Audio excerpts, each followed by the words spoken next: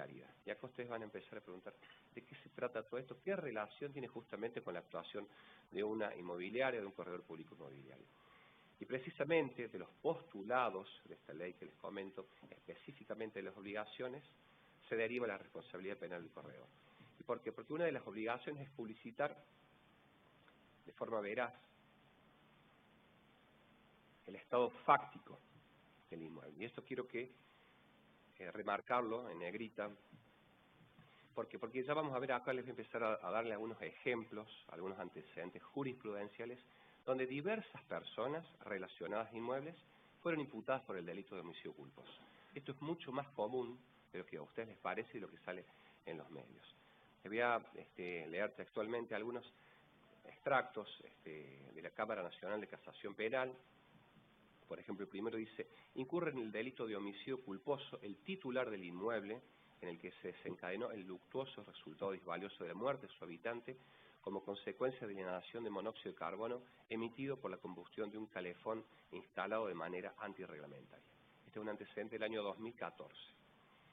Después, encuadra prima facie en el delito de homicidio culposo la conducta del imputado, albañil, que obturó, o sea que obstruyó el conducto evacuador de gases de un calefón produciendo una concentración de monóxido de carbono que causó por asfixia la muerte de la víctima. Del año 2002, Cámara Nacional de Casación Penal. Incurre en esta infracción imprudente la locadora de un inmueble que incumplió su deber de verificar el correcto funcionamiento de la instalación de un calefón, provocando con esa infracción el deber objetivo de cuidado, y con ello se produjo la intoxicación de los inquilinos. Como ven aquí, hay diferentes personas relacionadas, ¿no? Acá hay el titular del inmueble, el locador, el albañil, que faltando o en infracción al deber de cuidado, terminaron produciendo justamente la muerte por la inhalación del monóxido de carbono. Pero ahora la pregunta es, ¿esto puede acarrear esta responsabilidad, puede alcanzar al corredor público inmobiliario? Desde ya les digo que sí. Por eso quiero brindar algunas precisiones del delito justamente, que es el delito más común que puede resultar inmerso, que es justamente el delito de homicidio culposo, que está previsto en el artículo 84 del Código Penal, donde establece que será reprimido con pena de prisión de 1 a 5 años al que por imprudencia, negligencia, impericia en su arte o su profesión o inobservancia de los deberes o reglamentos a su cargo, causare la muerte a otro. El mínimo de la pena se va a elevar, va a resultar un homicidio agravado cuando las víctimas fueran más de una, es decir, por lo menos 2. Entonces, ¿cuáles son los presupuestos de procedencia de este delito? En primer lugar, la conducta debe ser violatoria de un deber de cuidado y se reduce a 2 modalidades, la imprudencia y la negligencia. Decimos que va a haber negligencia cuando haya falta de precaución o haya una indiferencia por el acto que se realiza. Y habrá imprudencia cuando el obrar justamente lleve consigo un peligro. Entonces, ¿qué es lo que exige el tipo penal? Exige que una persona cause la muerte a otra, obviamente sin intención, como resultado de la infracción al deber que debe cumplir, que es el deber de cuidado. Y si nosotros decimos, ¿no?, ¿cuál es, a mi modo de ver, cuál es la obligación fundamental que tiene el corredor público inmobiliario en consonancia con lo que nos decía el predecesor de la palabra? Es justamente publicitar el estado verdadero, el estado fáctico verdadero del inmueble. ¿Por qué? Porque de esto deriva un deber objetivo de cuidado. Y yo entiendo lo siguiente, que si por ejemplo tenemos un inmueble en el cual exista una fuga de gas, que ya lo sabe el corredor público inmobiliario porque tiene que la obligación personal además de comprobarlo, o no tiene la evacuación, las rejillas de ventilación, entiendo yo que no lo debe ir a alquilar, porque si lo alquila y está destinado a vivienda, va a caer dentro de las previsiones de la imprudencia del artículo 84 y puede ser imputado, acusado y juzgado por un delito de homicidio culposo. Que, para los que no sé si acá habrá muchos abogados o corredores públicos inmobiliarios, se diferencia del homicidio culposo, que es aquel que causa la muerte de otro, aunque sin intención, porque si tenemos la intención de darle la muerte, entonces con un dolo eventual o directo, vamos a entrar en terreno de un delito doloso que las penalidades, por supuesto, van a ser mucho más gravosas. Y esto sucede en Córdoba, ha sucedido y va a seguir sucediendo, lamentablemente. Hay un antecedente jurisprudencial de un hecho ocurrido en la ciudad de Carlos Paz hace algunos años atrás, donde también murieron 3 inquilinos como consecuencia de haberse intoxicado con monóxido de carbono. Concretamente, fueron los autos Crespos y otros, por supuesto, los autores de homicidio culposo agravado, donde no solamente se imputó a los dueños de la vivienda, sino también a la corredora pública inmobiliaria de apellido Martínez. ¿Y por qué se los imputó? Justamente por este delito de homicidio culposo agravado por el resultado mortal de 3 víctimas. O sea, se los imputó en virtud de un artículo que establece el Código Procesal Penal, discúlpenme si soy técnico, pero es para ejemplificar esto, es el artículo 306, primera parte, dice cuando hay motivos bastantes para sospechar de la participación punible, que traduciéndolo, bajando en la tierra, ¿qué significa? Están imputados y además van a quedar registrados este antecedente de homicidio culposo agravado en una planilla prontuaria, en un certificado de conducta cuando vayan a pedirlo a la policía de la provincia. ¿Cómo fue la evolución? Entonces, el fiscal de instrucción de Carlos Paz los imputó del homicidio culposo agravado tanto a los dueños de la vivienda como a la inmobiliaria que hizo el contrato de locación. El juez de control concluyó que la imputada Martínez, que era la responsable de la inmobiliaria, no tuvo responsabilidad penal alguna, más allá de sus obligaciones como intermediaria, porque ¿qué es lo que dijo? Que no era parte en el contrato, sino quien era parte era el locador, el dueño de la vivienda, a él le correspondía el deber de cuidado. ¿Qué es lo que pasó? Y dictó sentencia de sobreseimiento de la agente inmobiliaria. El fiscal de instrucción, no contento con esta resolución, la apeló. Entonces, como la apeló, finalmente la Cámara de Acusación la resuelve diciendo lo siguiente, que la imputada, o sea, la agente inmobiliaria, tiene ciertas obligaciones que cumplir como corredora pública inmobiliaria, las que no fueron observadas en el contrato de locación. Y esto constituyó el riesgo no permitido que debe garantizarla. Es decir, la titular de la inmobiliaria tenía la obligación de publicitar, y por eso siempre nos volvemos a la ley del 9445, en forma veraz el estado fáctico, o sea, realmente cómo se encontraba en sus instalaciones el inmueble. Y esto solamente lo podía cumplir con una supervisión personal, porque si lo hubiera supervisado personalmente con la mínima diligencia, hubiera advertido que había serias falencias que eran de fácil comprobación. Era puntualmente, era que había las rejillas de ventilación de gases, estaban tapadas, estaban obstruidas, estaban obturadas, había un nido de palomas en una, que en la inferior, y arriba estaba tapada con tergopol porque había estado trabajando en un albañil. Y que lo que hizo, revocó la sentencia de sobreseimiento y elevó la causa a juicio. Finalmente, ¿qué es lo que sucedió? Terminó prescribiendo esta causa, fue sobreseída justamente por esta causal, pero entonces acá, ¿qué es lo que yo quiero dejarles? Dejarles algo práctico. ¿Cómo podemos hacer nosotros como corredores públicos inmobiliarios para que nuestra conducta sea ajustada a derecho y no terminemos justamente imputados por esta clase de delitos imprudentes o culposos? Y acá quiero traer un poquito lo que de la resolución, qué fue lo que dijo el fiscal de instrucción que había imputado y apela a la sentencia de sobreseimiento, diciendo que si bien el corredor público inmobiliario no es ni gasista ni es electricista, tiene una obligación de entregar el inmueble en condiciones aptas para su uso específico de vivienda. Por lo tanto, que dice que sí o sí el corredor público tiene que traer, ¿no?, o solicitar y entregar un certificado de condiciones aptas a profesionales matriculados, gasistas y electricistas. Y con eso va a cumplir con el deber de cuidado. Y acá ustedes se van a preguntar, porque nosotros ahora cuando tengamos a la tarde, tengan que hacer ustedes un contrato de locación, van a decir, ¿qué es lo que necesitamos justamente para evitar esa responsabilidad penal? ¿Vamos a necesitar esta certificación? Yo por supuesto que yo soy partidario de que mientras existe esto, es mucho mejor. Es decir, pero ¿cuántos estamos en condiciones como corredores públicos inmobiliarios de exigirle al locador, al dueño que muchas veces no quiere seguir gastando plata, de exigir justamente estos certificados a su cargo? Y ahí también retomo un poco la discusión que nos planteaba mi colega, es decir, ¿a quién se tiene que hacer cargo de eso? Yo por lo pronto, si la ley no lo exige, entonces, ¿cuál es la conducta que yo podría aconsejar a ustedes? Es decir, lo siguiente. Por lo menos controlar en forma personal el estado de la casa. hay que ir a la vivienda. Si, por ejemplo, si tenemos una vivienda que no tiene estas rejillas de ventilación de gases, que son una trampa mortal, directamente no alquilarla, o exigirle al dueño que realice el hueco, ponga las rejillas de ventilación.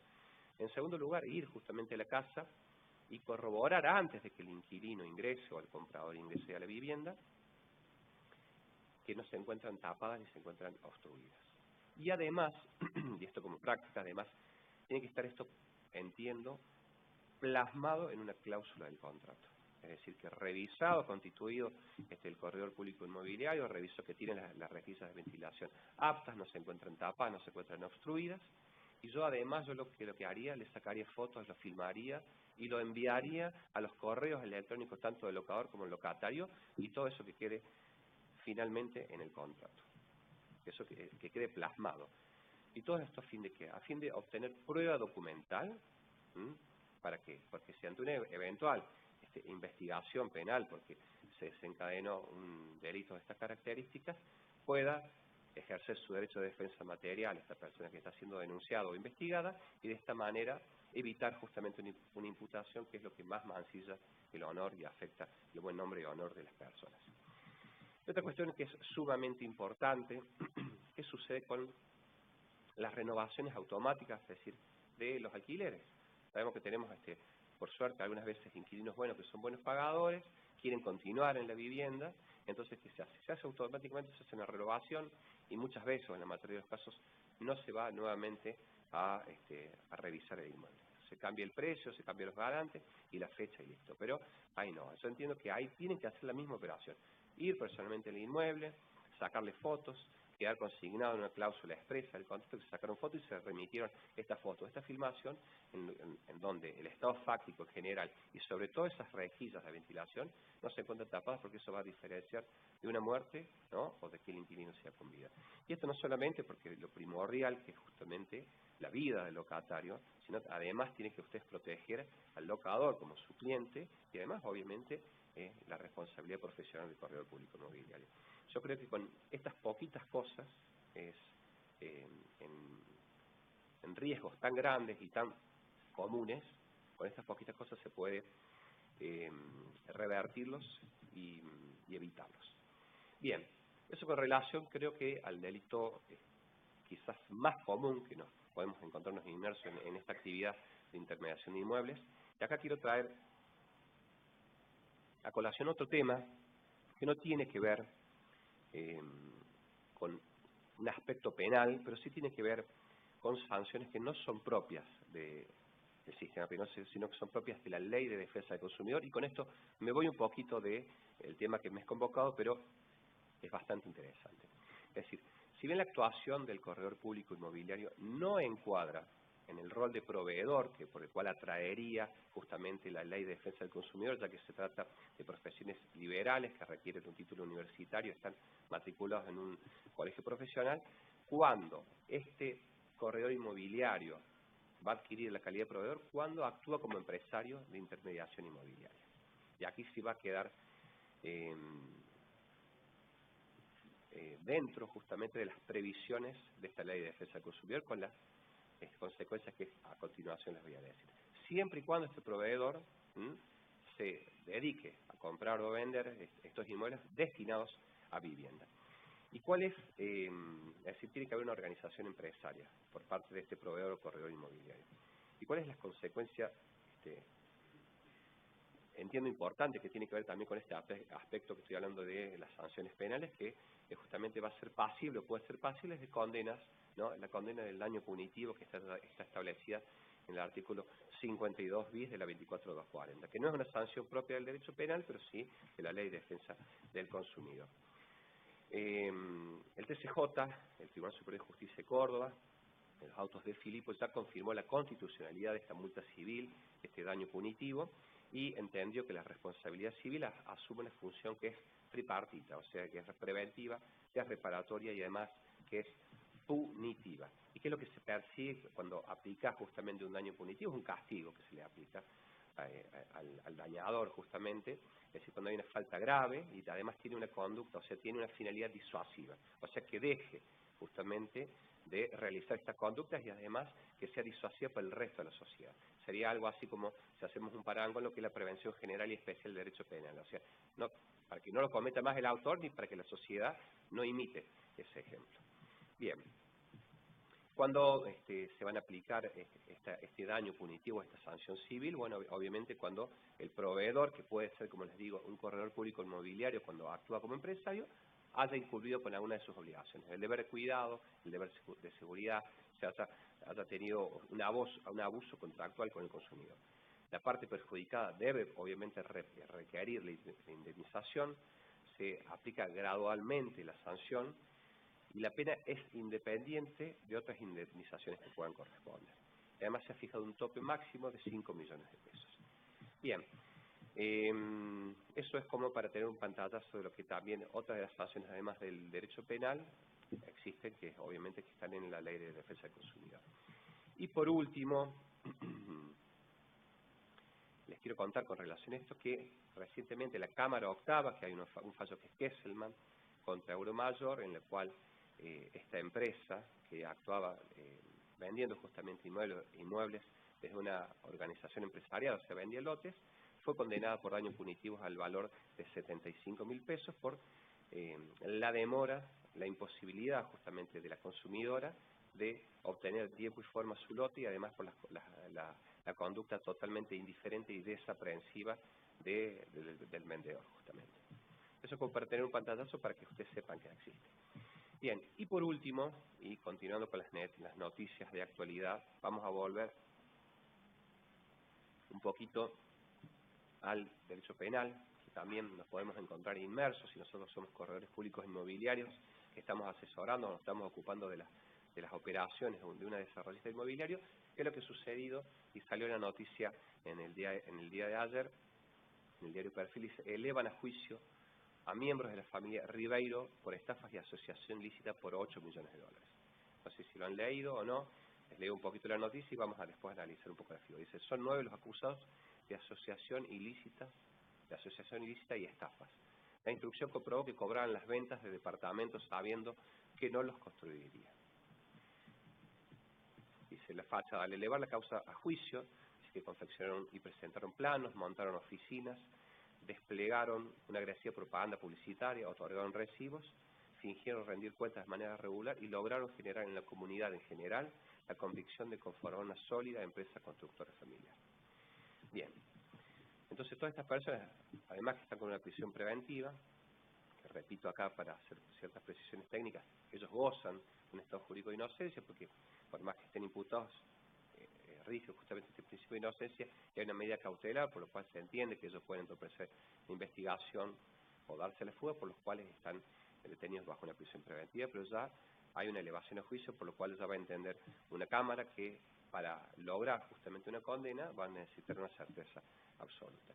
¿Qué es lo que establece el artículo 210 del Código Penal? Establece lo que es justamente la figura de la asociación ilícita, diciendo que va a ser reprimido con prisión de 3 a 10 años, ¿no?, a aquel que tomara parte de una asociación o banda de 3 o más personas destinadas a cometer delitos por el solo hecho de serlo.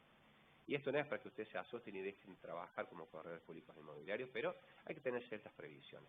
Es decir, ¿cuál es la mejor previsión para evitar eso? Obviamente no formar parte de ninguna banda delictiva, primero que todo. Bien. Segundo, es respetar lo establecido por la ley. ¿Y qué es lo que establece? ¿Cuál es la ley? Es la que usted cuando se colegiaron como corredores públicos inmobiliarios les dieron, o sea, ese librito amarillito que nos daba Virginia Manzotti cuando nos dieron la matrícula. Ahí está, la ley 9445. Específicamente dice que es lo que una de las funciones que tiene es requerir, ¿no?, a los organismos nacionales, provinciales o municipales, a los bancos, los informes sobre el dominio, condominio, gravámenes, deudas y los inmuebles. ¿Qué más? Requerir también a los organismos, antes de que se enajene el inmueble, es decir, para saber el estado del dominio hay que requerir a los organismos que correspondan para verificar esto. Además, verificar la certeza del título invocado por el comitente, o sea, la aptitud legal que tenga. Volvemos a lo mismo, publicitar en forma clara, precisa y veraz sobre el estado jurídico y fáctico del inmueble. Además, poseer autorización por escrito, ¿no?, expresa del mandante para realizar todas las operaciones. Y por supuesto, y esto es fundamental, para todo aspecto de la vida donde nos lleve alguna actuación profesional, conservar la prueba documental. ¿Y a qué me refiero con la prueba documental? No solamente los escritos, los documentos que podemos tener con nuestros clientes, sino básicamente la conversación telefónica, WhatsApp, audios que tengamos con los clientes, porque de esa manera, ante una investigación, podemos deslindar cualquier responsabilidad y podemos ejercer nuestro derecho de defensa material. Y si hay riesgo, que por ejemplo tenemos un cliente que entendemos que es un tanto fulero quizás, si nosotros tenemos riesgo o miedo con eso, ¿qué tenemos que hacer con esa conversación? La remitimos a nuestro Gmail y la tenemos conservada. Bien, con esto doy por terminado. Quería dar una charla quizás ágil, práctica, que se den algunas herramientas. Espero haberlo logrado. Muchas gracias por su atención.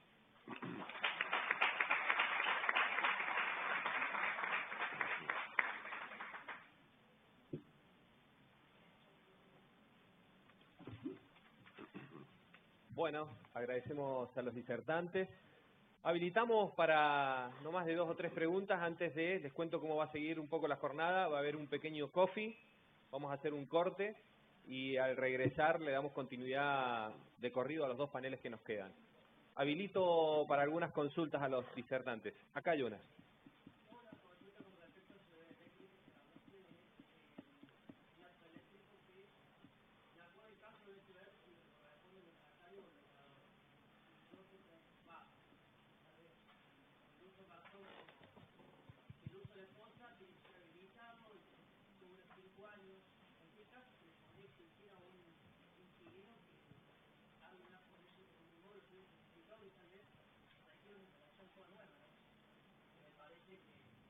Bueno, o tal vez no te entendí cuando dijiste que en todo caso se vería quién corresponde. La primera precisión es que el certificado dura 2 años, no 5. Bien. 7.5, pero dura 2 años. Administrativamente dura 2 años. O sea que una vez que se emitió el certificado, se puede usar ese mismo certificado, aún si se saca el medidor y se vuelve a poner dentro de esos 2 años, sirve el mismo certificado. Después de 2 años ya no sirve más. Ahora, no, en realidad lo que dije fue que el inmueble rige, desde mi punto de vista, la libertad negocial, y el inmueble se puede dar en locación aún sin certificado de seguridad eléctrica, sin instalación apta. Ahí tengo un paréntesis. Nosotros como corredor inmobiliario, en el caso que haya un siniestro, ¿tenemos algún tipo de responsabilidad si actualmente no cuenta con el certificado de apto eléctrico? Supongamos, a mí ha pasado. Con un incidente que tuvieron en un inmueble, no pasó nada, pero siempre me quedó la duda que se alquiló sin el apto certificado porque tenía una continuidad de luz a nombre de la dueña. Bueno, mira, es un poco lo que decía él. Si vos pusiste que estaba todo bien y en realidad no lo tenía, ahí estás bastante hasta las manos, hablando en criollo. Si vos pusiste que si hay un certificado de seguridad eléctrica apta emitido por un certificador, figura en el contrato que estaba certificado, estás muy cubierto. Y por eso, como decía el doctor, lo importante es que haya una certificación de algún especialista en el tema, un electricista habilitado que lo haya hecho. Siempre y cuando, si eso está certificado, yo te diría que la responsabilidad de ustedes queda, si ha estado certificado, queda bastante cubierta. Creo que vos te vas al caso donde, a lo que se estila mucho, como EPEC no está pidiendo en los cambios de titularidad el certificado, si se hace un cambio de titularidad, justamente para evitar pedir el certificado de instalación eléctrica apta, y la verdad que hay que estar al caso concreto. No, muchas veces los dueños quieren seguir conservando la luz a su nombre por algún motivo, entonces no se pide el cambio porque no quieren que el inquilino lo tenga a su nombre, porque quieren controlar lo que sea. Ahí creo que también aplicaría por ese ejemplo. Sí, yo creo que ahí va a haber que estar en el caso concreto y obviamente en base a las pericias, si surge algún desperfecto evidente en el inmueble, si se puede comprobar que había un desperfecto evidente y que vos como corredor no tomaste una diligencia mínima para constatar algo que era visible, sí posiblemente esté en peores condiciones procesales frente a una eventual investigación.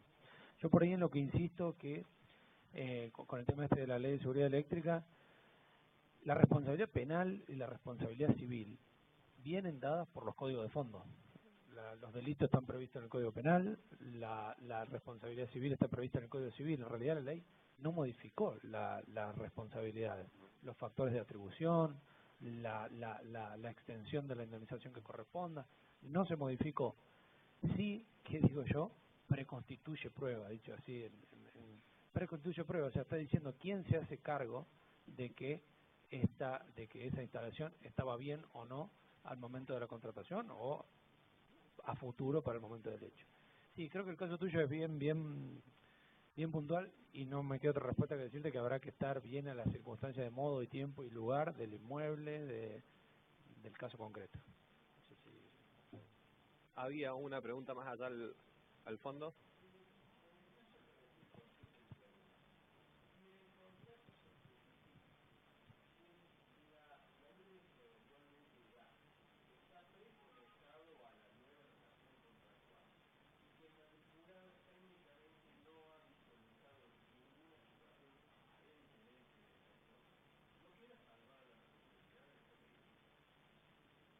Perdón, no, ¿cómo sería? No, ¿cómo consignaría?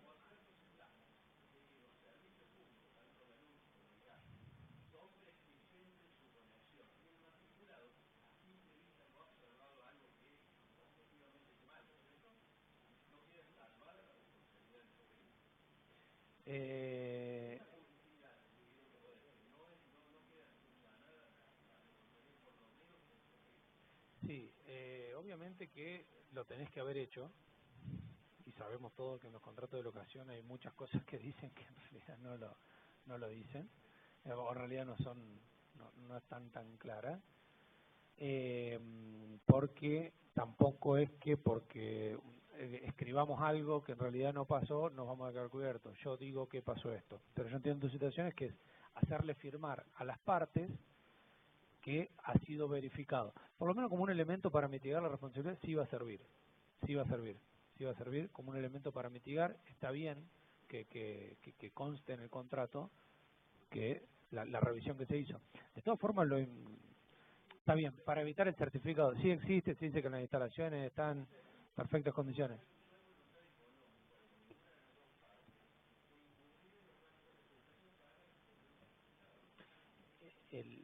El asunto es la responsabilidad del locador también.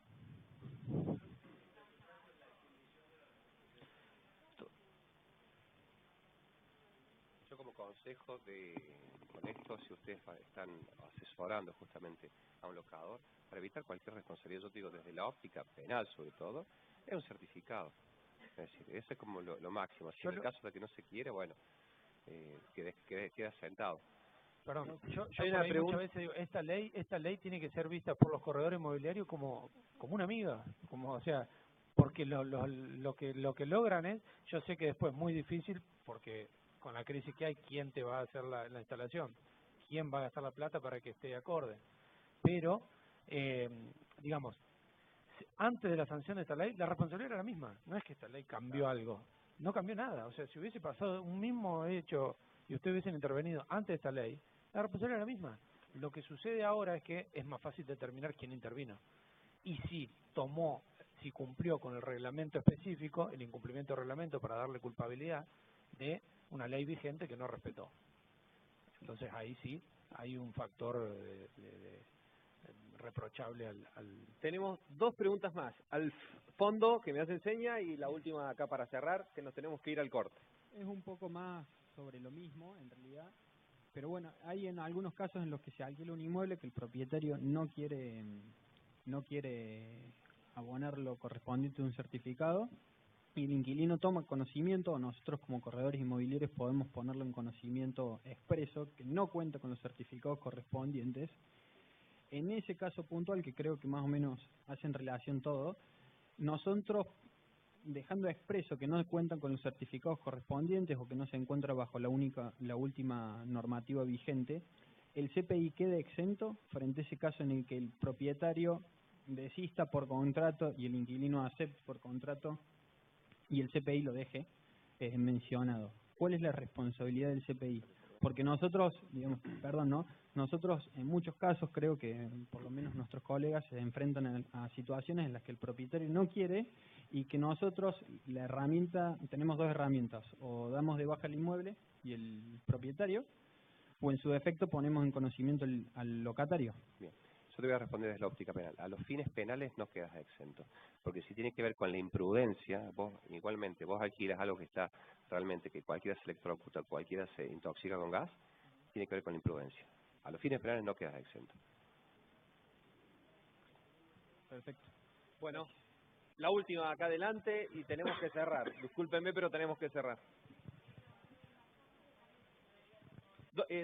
Te molesto 2 segunditos si todos te escuchan. Ahí te acercan el micrófono.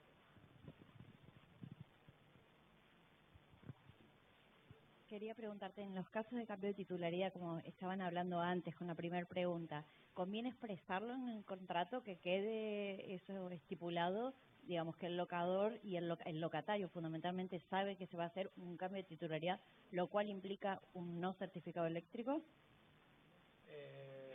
Pero estamos más o menos en la misma que la pregunta anterior. Más allá de que sí, yo por lo menos tomaría el recaudo de avisarle por mail, ponerlo en conocimiento de la vigencia de la ley, que tienen que hacer esto, que tienen que hacer esto, dejar bien informado para cubrirse ustedes de la vigencia de la ley, que tienen que hacer esto.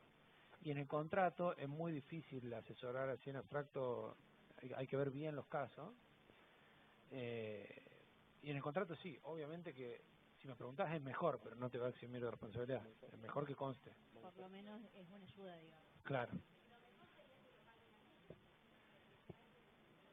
Mira, bueno, yo en cuanto al pago, disculpen, tengo que ser el malo de la película, pero por cuestiones de tiempo y respeto a todos los paneles, en cuanto al en nombre de, los molesto un segundito, en nombre de las autoridades de la sala, el doctor Ricardo Nicolás, de Matías Mondino, del doctor Mariano Briña, los coordinadores de esta propuesta, les agradecemos y les brindamos un aplauso a los panelistas.